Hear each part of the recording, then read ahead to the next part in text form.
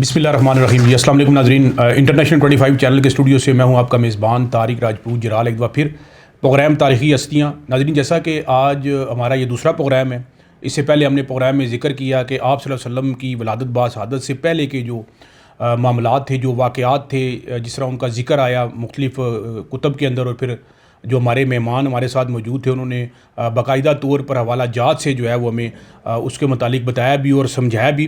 آج کا یہ جو ہمارا دوسرا پروگرام ہے، اس میں ہم جو ہے وہ اس میں بھی ہم بات کریں گے، اور شریک گفتگو جی ہمارے ساتھ پھر آج موجود ہیں۔ میں نے ان کے بارے میں پہلے بھی آپ کو بتایا جی، ویسے تو یہ اگر آپ دیکھیں بھائی پروفیشنل ریٹائرڈ ہیں، ڈپٹی ڈائریکٹر پیمرا اسلام آباد سے، اور پھر اس کے ساتھ ساتھ جو دینی معاملات کے حوالے سے مختلف کتب بھی انہوں نے لکھی ہیں، اور پھر اس کے اوپر اپنی ایکسپرٹیز رکھتے ہیں۔ میری مراد جناب ڈاکٹر فصیح الدین چشتی صاحب میرے ساتھ موجود ہیں۔ ڈاکٹر صاحب، سب سے پہلے تو ویلکم ٹو دا شو جی۔ شکریہ بہت بہت۔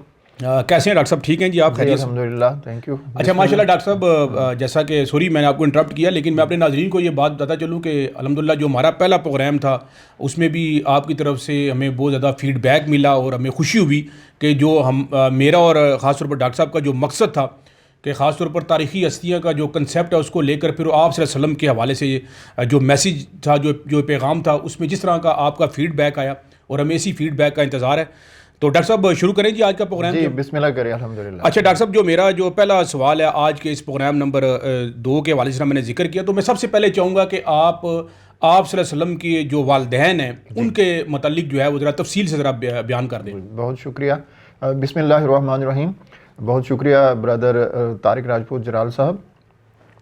جیسا کہ پچھلی پروگرام میں اپنے خود ہی تفصیل بتا دی کہ وہ ہم نے آپ کی پیدائش سے پہلے کی چیزیں کور کی تھیں، آج نبی پاک صلی اللہ علیہ وسلم کے والدین کے تعلق یوں تو ہمیں کچھ بہت زیادہ تفصیلات نہیں ملتی، لیکن جو ملتی ہیں وہ بڑی ہی اہم ہیں۔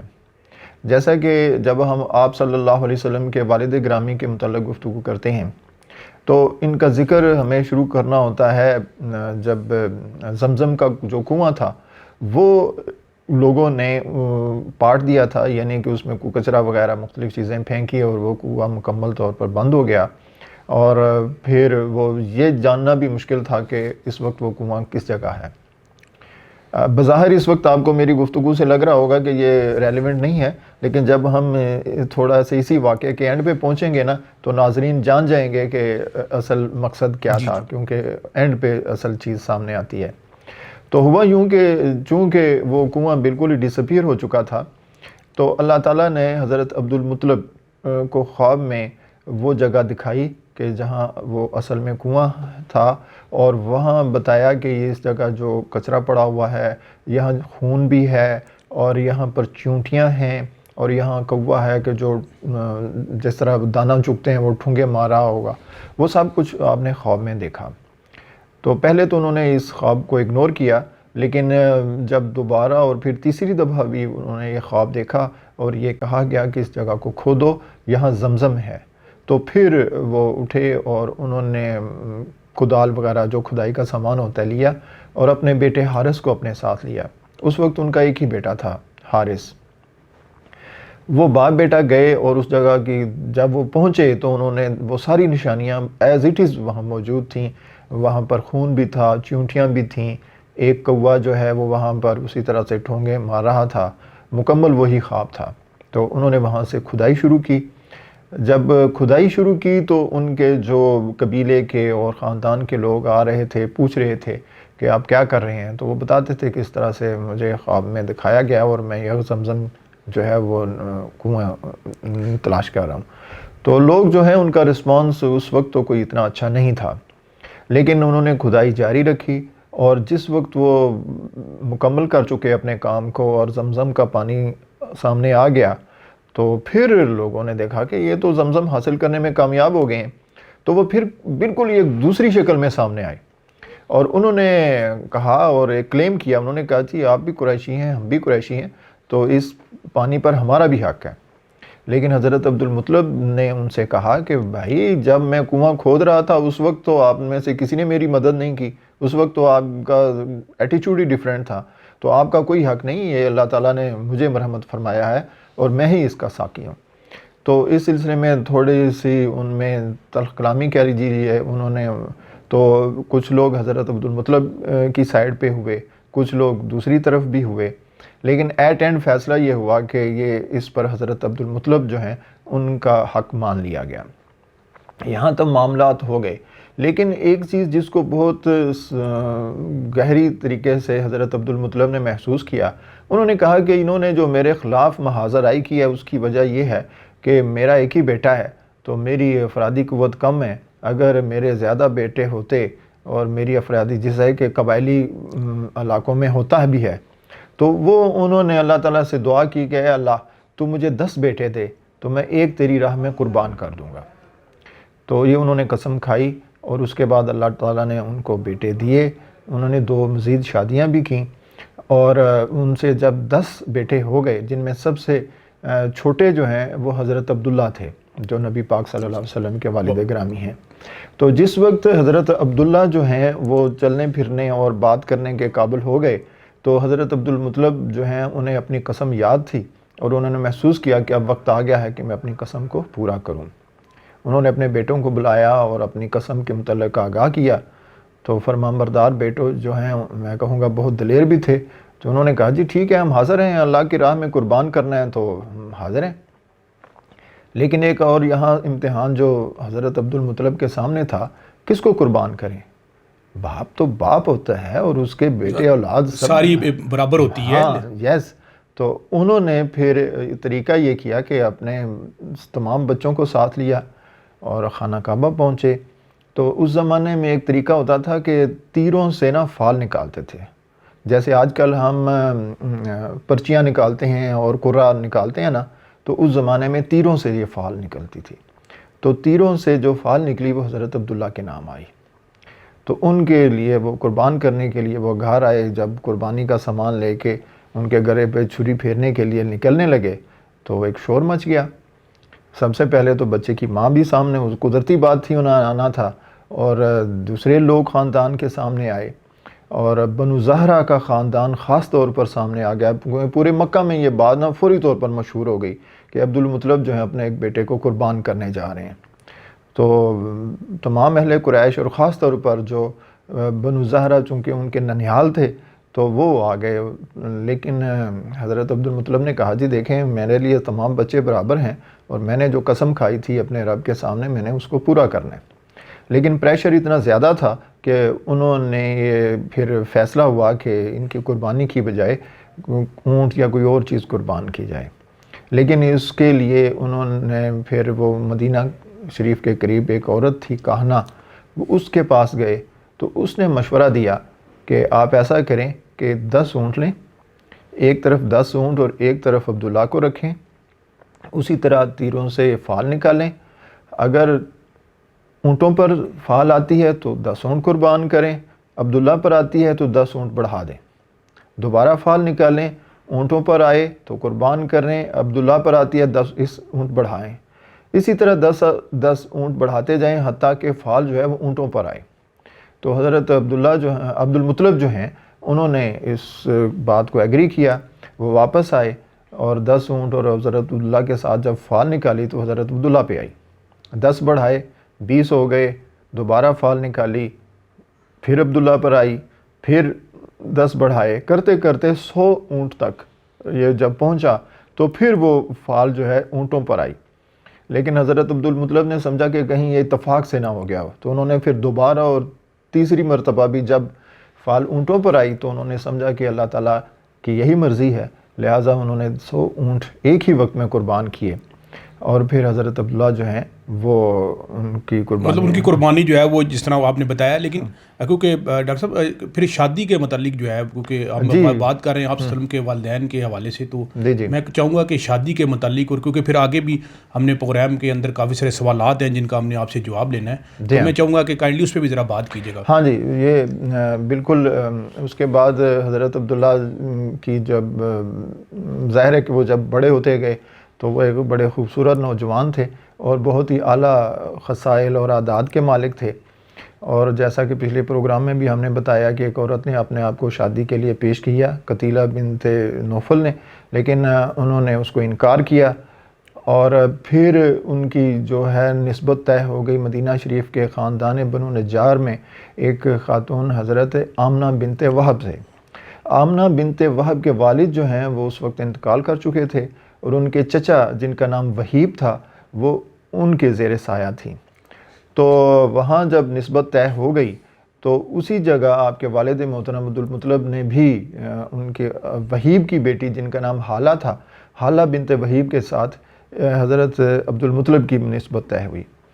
ایک ہی وقت میں ایک گھر سے 2 دلہے نکلے چلے، وہی عورت قتیلہ بنت نوفل دوبارہ حضرت عبداللہ کے سامنے آئی اور اس نے کہا جی مجھ سے شادی کریں، مجھ میں کیا کمی ہے؟ لیکن حضرت عبداللہ نے انکار کیا اور فرمایا کہ جو خاتون میرا انتظار کری ہے میں وہاں جاؤں گا۔ وہ وہاں گئے، لیکن یہاں نکلنے سے پہلے یہ ہوا کہ حضرت عبداللہ جو تھے نا انہوں نے اپنی بیوی کی خدمت کے لیے ایک کنیز خریدی۔ مکہ مکرمہ کے بازار میں کنیزوں اور غلاموں کے بھی سودے ہوتے تھے، بازار سودے ہوتے تھے، بالکل جی ہاں۔ تو وہ وہاں پر ایک کنیز جن کا نام برکہ تھا وہ خریدی، اور جو تاریخ میں ایمن کے نام سے مشہور ہے۔ تو وہ اصل میں کنیز تھیں، اس وقت ان کی عمر 13 برس تھی، اور یہ جو ہیں یہ انہوں نے حضرت آمنہ کی تمام زندگی بہت دل و جان سے خدمت کی، اور جب وہ اللہ کو پیاری ہو گئیں تو اس کے بعد نبی پاک صلی اللہ علیہ وسلم کی خدمت بھی ساری عمر دل و جان سے کرتی رہیں۔ اچھا ڈاکٹر صاحب، اس میں ایک ضمنی جو سوال میرا یہ آپ سے پوچھنا ہے، میں یہ چاہوں گا کیونکہ ڈیفینیٹلی آپ صلی اللہ علیہ وسلم کے جو والد صاحب تھے حضرت عبداللہ، ان کا جو وصال تھا آپ صلی اللہ علیہ وسلم کی ولادت سے پہلے جو ہے وہ ہو گیا تھا، پیدائش سے پہلے ہو گیا تھا۔ جی ہاں، تو اس بارے میں آپ سے پوچھنا چاہوں گا کہ اس بارے میں آپ کیا کہتے ہیں؟ جی طارق بھائی، ہوا یہ کہ شادی کے کچھ ہی عرصے کے بعد حضرت عبداللہ جو ہیں وہ ایک قافلے کے ساتھ ملک شام کی طرف گئے، اور وہاں جب وہ تجارت کا مال سارا فروخت ہو گیا اور وہ واپس آ رہا تھا جب قافلہ، تو مدینہ شریف کے راستے سے یہ قافلے آتے جاتے تھے۔ جب مدینہ شریف کے قریب پہنچے تو وہ بیمار ہو گئے، ایک روایت تو یہ ہے، لیکن دوسری روایت یہ ہے کہ وہ اس قافلے کے ساتھ تو واپس آئے تھے، اور پھر دوبارہ حضرت عبد المطلب نے انہیں خشک چھوارے لینے کے لیے بھیجا۔ تو یہ ایک دوسرے قافلے کے ساتھ مدینہ منورہ، کیونکہ کھجوروں کی سرزمین آپ کو معلوم ہے کہ مدینہ منورہ تھی، اور چھوارا بھی وہ کھجور ہی سے بنتا ہے، تو وہ مدینہ منورہ گئے۔ لیکن جب وہاں گئے تو بیمار ہو گئے، اور ایسے سخت بیمار ہوئے کہ ان کے لیے سفر ممکن نہ رہا۔ اہل قافلہ ان کے لیے کچھ روز وہاں رکے، ایک روایت کے مطابق 1 مہینہ تک رکے، لیکن جب وہ نہیں صحتیاب نہیں ہو سکے تو انہوں نے اہل قافلہ سے کہا جی آپ جائیں اور میری وجہ سے نہ رکیں، یہاں میرے رشتہ دار موجود ہیں بنو نجار میں، جیسے کہ ان کی شادی ہوئی تھی، وہ ان کے رشتہ دار تھے، تو وہ وہاں ان کے ہاں چلے گئے۔ بنو نجار نے ان کی اپنے طور پر جو ہو سکتی تھی تیمارداری کی، علاج معالجہ کرایا، لیکن اس دوران وہ جب قافلہ پہنچ گیا مکہ مکرمہ تو حضرت عبد المطلب نے ان سے پوچھا جی آپ تو آ گئے ہیں، تو عبداللہ کہاں ہیں؟ میرا بیٹا نظر نہیں آ رہا۔ تو انہوں نے پھر بتایا جی وہ تو بیمار ہو گئے تھے، اور وہ ہم ان کے رشتہ داروں کے گھر چھوڑ آئے ہیں، اور لہٰذا وہ وہاں ہیں۔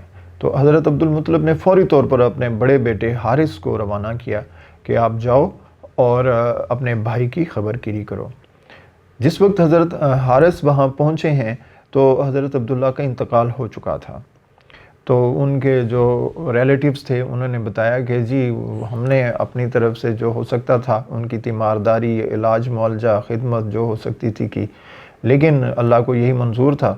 وہ اس وقت انہوں نے بتایا جی ہم نے جو بنو نجار کا قبرستان ہے وہاں ان کی تدفین ہوئی ہے، اور ایک دوسری روایت کے مطابق ان کے ایک رشتہ دار جن کا نام نابغہ تھا ان کے گھر کے صحن میں ان کی تدفین ہوئی تھی۔ اچھا ڈاکٹر صاحب، کیونکہ میں یہیں پر مقصد یہی ہے کہ ڈیفینیٹلی آگاہی دینا بھی ہے، اور آپ جو بات کرتے ہیں وہ مختلف جو ہے وہ کتب کے ساتھ ساتھ حوالہ جات کے ساتھ اوتھینٹک بات کرتے ہیں، تو میں اس میں یہ پوچھنا چاہوں گا کہ جب حضرت عبداللہ وفات پا گئے اور یہ خبر آپ صلی اللہ علیہ وسلم کی والدہ ماجدہ تک جب پہنچی تو انہوں نے ایک مرثیہ کہا، وہ ذرا مجھے بتائیے گا وہ کیا انہوں نے کیا بیان کیا جی وہاں پر؟ جس وقت یہ جاں گداز خبر مکہ پہنچی اور حضرت آمنہ نے پھر اپنے شوہر کی جو غم میں اس میں ایک مرثیہ کہا تھا، اور وہ فرماتی ہیں کہ فرزند ہاشم چلا گیا اور ان کے جانے سے بطحہ کا نام و نشان مٹ گیا۔ یعنی یہاں پر ان کی محبت اپنے شوہر سے ظاہر ہوتی ہے. وہ کہتی ہیں جب وہ نہیں رہے تو وہ بطحہ جو ایک بڑی مقدس، وہ کہتے ہیں کہ اس کا ہونا یا نہ ہونا کچھ معنی نہیں رکھتا. تو فرماتی ہیں کہ فرزند ہاشم کے جانے سے بطحہ کا نام و نشان مٹ گیا اور غموں سے باہر ہو گیا اور وہ ایک لحد میں چلا گیا. اسے موت نے آواز دی اور اس نے قبول کر لی. انسانوں میں کوئی بھی ایسا نہیں جو فرزند ہاشم کی برابری کر سکے. شب میں اس کا تابوت اٹھا کر چلے تو اس کے ساتھیوں نے ان کو ہاتھوں ہاتھ لیا. وہ بے شک نہیں رہا لیکن یادیں باقی ہیں کہ وہ نہایت درجہ فیاض اور رحم دل تھا. تو یہ جو آخری مصرع ہے اس میں ان کی جو وہ خوبیاں بیان کرتی ہیں کہ ان کی فیاضی اور رحم دلی کا وہ ذکر کرتی ہیں کہ وہ حد درجہ فیاض بھی تھے اور رحم دل بھی تھے.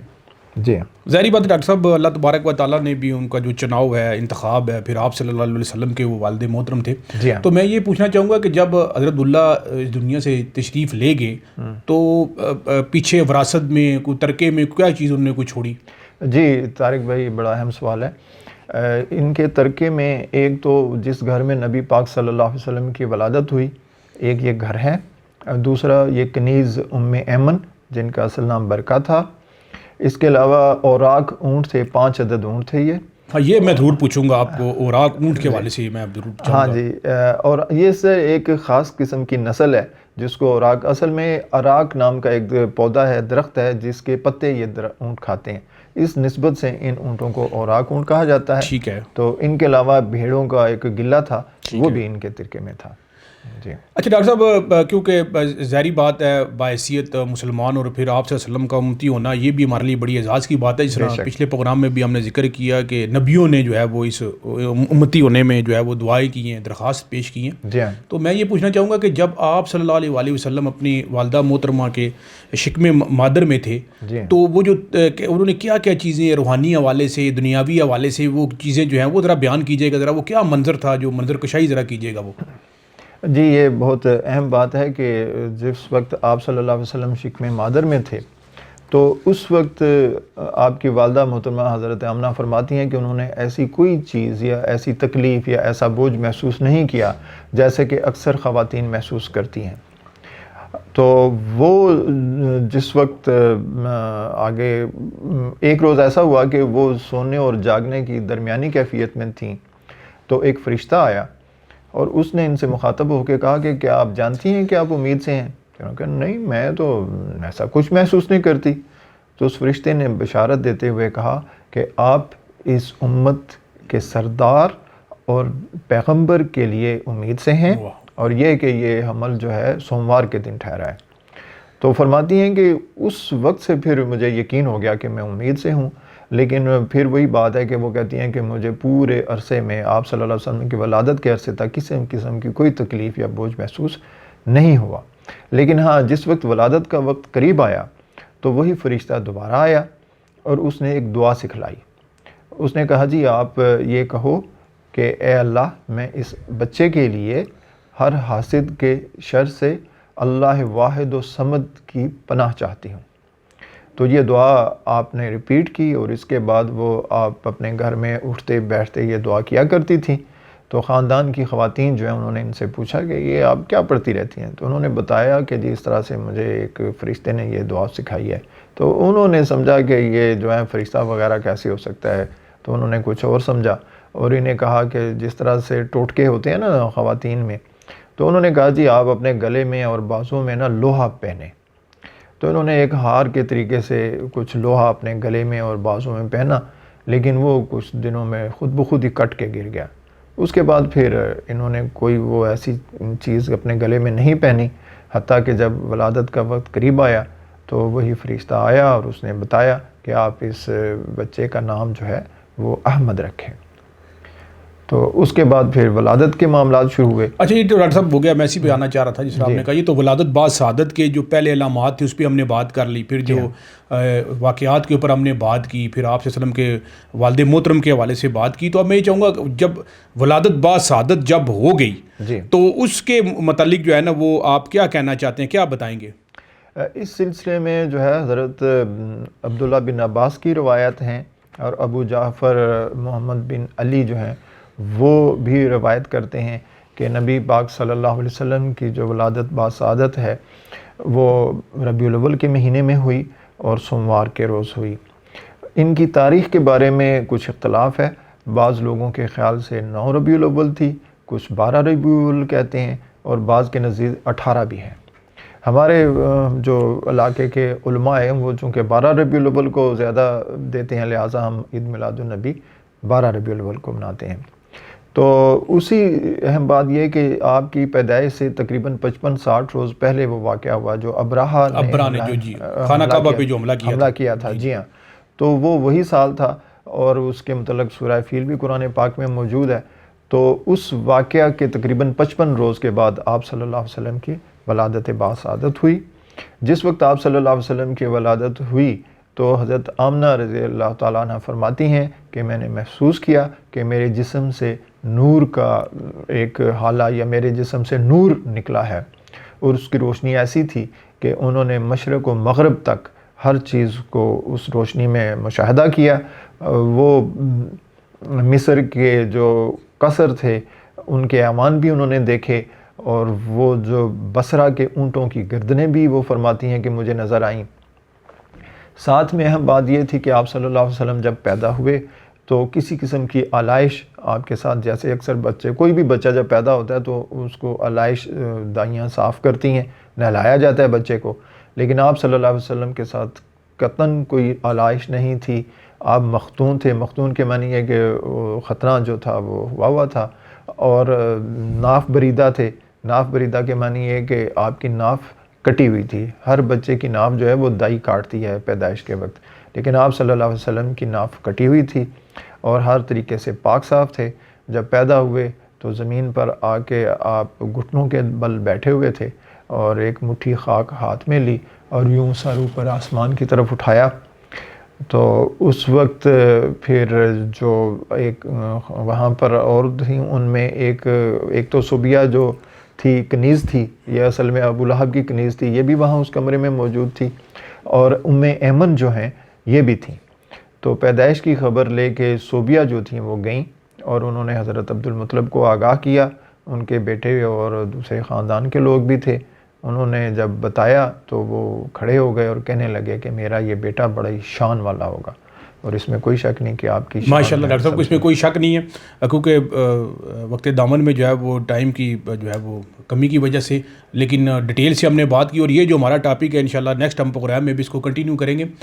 میں اب پروگرام کے آخر میں چند اشعار، کیونکہ اپنی اور ڈاکٹر صاحب کی نظر میں، ڈاکٹر صاحب آپ کی نظر کروں گا کہ مجھ میں ان کی ثنا کا سلیقہ کہاں، سبحان اللہ، یہ شائع دو جہاں وہ کہاں میں کہاں، اور تیرا ذکر اتنا بلند کہ زباں بیاں ہی نہ کر سکے، تو عروج نور شعور ہے میں تیری ثنا میں کہوں تو کیا کہوں، اور ابتدا بھی وہی اختتام، ابتدا بھی وہی اختتام، میرے نبی پر ارب و درود کھرب و سلام۔ ڈاکٹر صاحب ایک بار پھر آپ کا بہت بہت شکریہ۔